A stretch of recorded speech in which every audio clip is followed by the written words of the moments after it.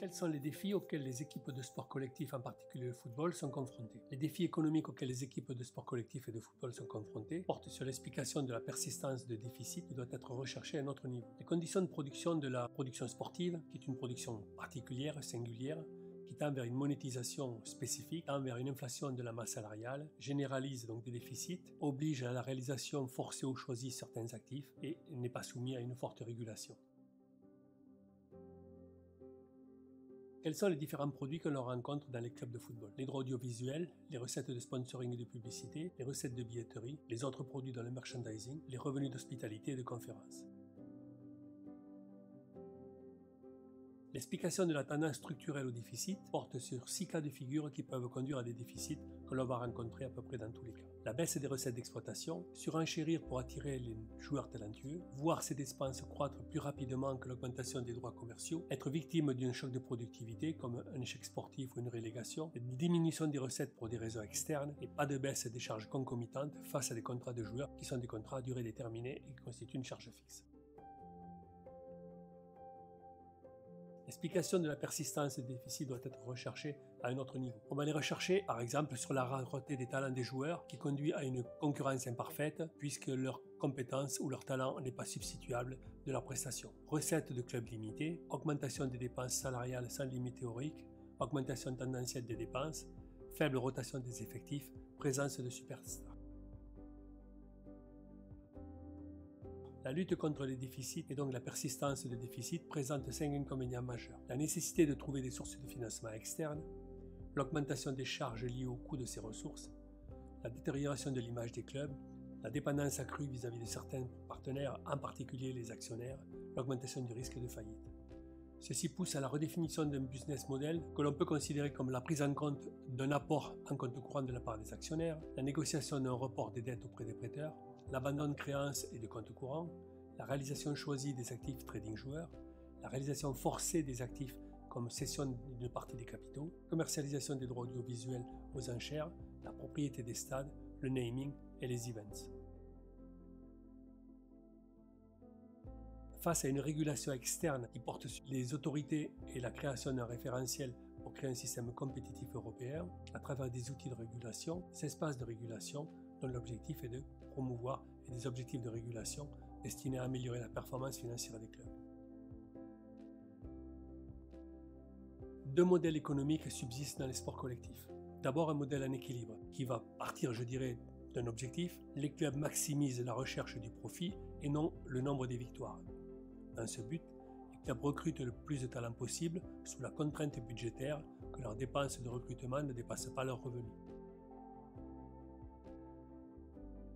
Le salaire d'équilibre exogène se forme sur le marché mondial dans ce cas-là. On retient l'hypothèse que le marché du travail des joueurs est concurrentiel et que les clubs sont des wage takers. Ils reçoivent et acceptent les salaires offerts sur le marché. Chaque club maximise son profit en faisant varier la quantité de talents qu'il recrute.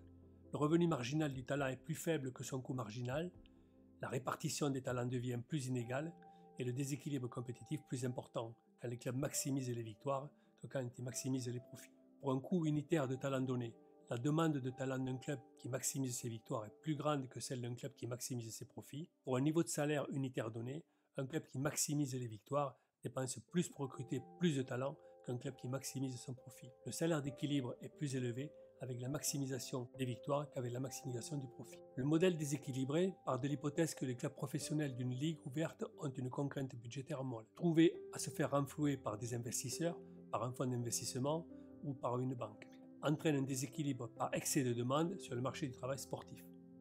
Cette demande presque infinie de talent, alors que l'offre des joueurs ayant un talent sportif suffisant pour opérer dans le football professionnel est limitée. L'exploitation des joueurs au chômage ou qui acceptent d'être payés par les clubs à un salaire inférieur à leur productivité marginale. Au contraire, les clubs sont exploités par des joueurs superstars à qui ils versent un salaire supérieur à la production marginale. Les superstars tirent profit de leur exclusivité de leur talent sportif pour se faire redistribuer la rente extraite par les clubs sur le marché du travail sportif. Le revenu total de la ligue ouverte, moins important que celui d'une ligue fermée. Tous les talents jouent dans le plus grand club où leur revenu marginal est inférieur à ce qu'il serait dans un petit club. Les joueurs ne sont pas alloués de manière efficace entre les clubs et certains ne jouent pas dans le club où leur revenu marginal est le plus élevé possible. Cette allocation des talents dans une ligue où les clubs maximisent les victoires est la cause d'une perte de revenus pour la ligue. Si on analyse les salaires et l'emploi en concurrence parfaite ou en concurrence imparfaite, on s'aperçoit qu'en concurrence parfaite, la demande de travail conduit à des salaires équilibrés entre le travail, la quantité de travail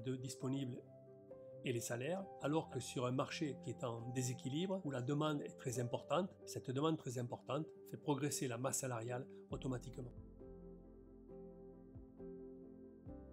L'examen des solutions couramment envisagées pour lutter contre les déficits à la lumière de l'analyse proposée porte sur, par exemple, le salary cap. Le salary cap est une invention américaine datant des années 1910. La NHL fut la première à la mettre en œuvre en 1917 avec un plafond de 62 500 $ par équipe et 7 000 $ par joueur. Ensuite, il fallut attendre 1984 pour que la NBA intègre à son tour le plafonnement des salaires avant que cette pratique gagne la majorité des autres ligues américaines, puis d'autres ligues et championnats en Australie et en Europe. En France, la Ligue nationale de rugby top 14 décide d'instaurer un salary cap depuis la saison 2010-2011. Introduit aux États-Unis pour limiter l'inflation salariale générée par l'autonomie des joueurs expérimentés, il est aujourd'hui présenté par des propriétaires de franchises comme un dispositif permettant de limiter la concentration des joueurs dans certains clubs et donc indirectement de préserver l'équilibre compétitif. Le principe est simple, une fois le pourcentage du revenu total de la ligue revenant aux joueurs déterminé suite à une négociation collective, il suffit de diviser ce montant par le nombre d'équipes pour connaître la somme maximale pouvant être consacrée à sa masse salariale par chaque club.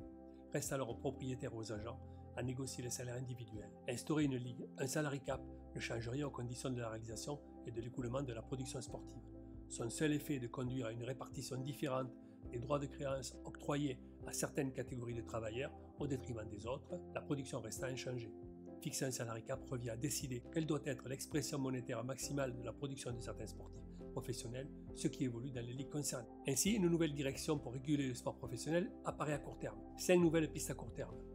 La première d'entre elles passe par une alternative située à la frontière du salary cap et du fair play financier, un salary cap proportionnel aux recettes des clubs. Une alternative pourrait s'inspirer du principe de la luxury tax, ainsi l'instauration d'une taxe proportionnelle au montant des dettes des clubs endettés reversés aux clubs les plus vertueux pourrait se révéler doublement dissuasive.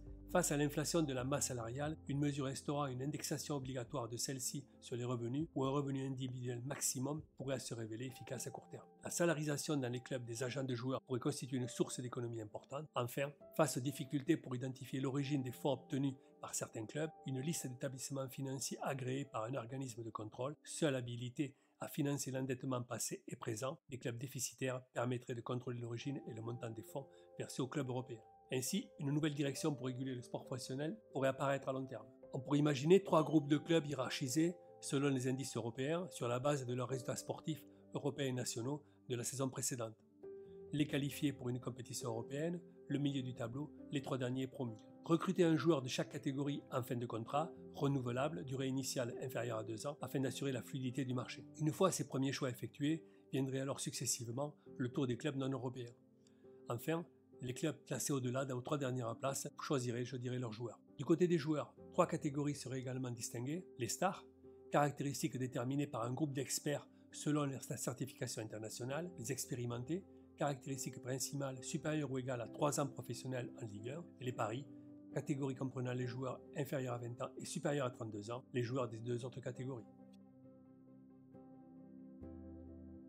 Finalement, on peut faire la synthèse des solutions présentées, qui part, dans ce cas-là, pour la production de spectacles sportifs est comparable à celle de n'importe quelle autre production. Sa monétisation ne repose pas sur une promesse de paiement émise par le système bancaire, mais sur l'engagement des acheteurs de droits qui jouent en quelque sorte le rôle de banquier du système. L'objet de cet engagement porte sur la production de spectacles sportifs. Les revenus résultant de cette production sont très largement utilisés pour rémunérer les services producteurs. Malgré l'augmentation des différents droits commercialisés, les revenus générés restent insuffisants du fait de la fonction économique attribuée au salaire. Des déficits récurrents en résultent. Pour les clubs qui ne peuvent compter que sur leurs revenus d'exploitation, la réalisation des actifs devient une nécessité. Seuls les clubs qui bénéficient d'importants revenus de transfert, État, entreprises, collectivités locales, propriétaires, etc., peuvent s'exonérer de cette contrainte en étant vendeurs nets. Lorsqu'il y a impossibilité, les organismes de contrôle font pression sur les clubs pour qu'ils limitent leurs dépenses. Cela permet d'éviter les faillites, mais pas toujours des défaillances.